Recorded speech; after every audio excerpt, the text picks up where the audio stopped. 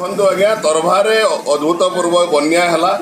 6 ଘଣ୍ଟା ଧରିକିରି ତରଭା ନଗର ଭିତରେ ପାଣି ଜମି ରହିଲା। ଲୋକଙ୍କର ଚାଉଳ, ମୁଗ, ବିରି, କୋଳଥ ସବୁ ତିନ୍ତିଗଲା, ଆସବାବପତ୍ର ଭିଜିଗଲା, ଲୋକଙ୍କର ଘର ଭାଙ୍ଗିଗଲା, ଲୋକ ତଳିତଳାନ୍ତ ହେଇଗଲେ, ଲୋକ ଭୋକ ଉପାସରେ ରହିଲେ ରାତାରାତି। ଅନ୍ୟପଟେ ଆପଣ ଦେଖନ୍ତୁ ନଡ୍ଡା ଗାଁରେ ଲୋକ ବାସହୀନ ହେଲେ, ପାଖାପାଖି 70ରୁ 80 ଘର ଭାଙ୍ଗିଗଲା। ଅନ୍ତର୍ଟା ଗାଁର ଆପଣଙ୍କର କ୍ଷୟକ୍ଷତି ହେଲା ଏବଂ ବିଶେଷ କରି ତୁଲୁଣ୍ଡା ଗାଁର ହରିଜନପଡ଼ାର 40-50 ପରିବାର ଆଜି ନିଶ୍ଚିହ୍ନ ହୋଇଯାଇଛନ୍ତି। ଘର ଭାଙ୍ଗି ଯାଇଛି। ବାହାଳ କ୍ଷେତମାନଙ୍କରେ ବାଲିଚର ହୋଇଯାଇଛି। ପାଖାପାଖି 1000 କୋଟି ଟଙ୍କାର ନଷ୍ଟ ହୋଇଛି। ଏହା କାରଣ କେବଳ ଏମ୍ଆଇ ଡିପାର୍ଟମେଣ୍ଟ।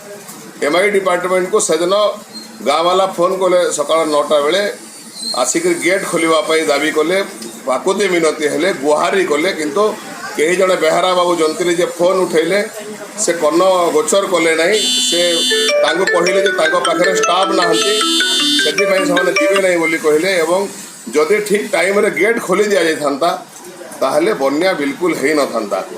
ଏବଂ ଏହା ଏକ କ୍ରିମିନାଲ ଅଫେନ୍ସ ଏବଂ ଆମେ କ୍ରିମିନାଲ କେସ୍ ଫାଇଲ୍ କରିବାକୁ ଯାଉଛୁ। କଲେକ୍ଟରଙ୍କୁ ଲେଖିକିରି ଦେଇଛୁ ଏବଂ ଦାବି କରୁଛୁ ଏମ୍ଆଇ ଡିପାର୍ଟମେଣ୍ଟର ଏଗେନଷ୍ଟରେ ଦୃଢ଼ କାର୍ଯ୍ୟାନୁଷ୍ଠାନ ଗ୍ରହଣ କରାଯାଉ ଏବଂ ସେହି ଯନ୍ତ୍ରୀଙ୍କୁ ଗିରଫ କରିକିରି ଜେଲ୍ ଫରୱାର୍ଡ଼ କରାଯାଉ, ନହେଲେ ଆଗାମୀ ଦିନରେ ଭୟାବହ ଆନ୍ଦୋଳନ କରିବା ପାଇଁ ବାଧ୍ୟ ହେବ।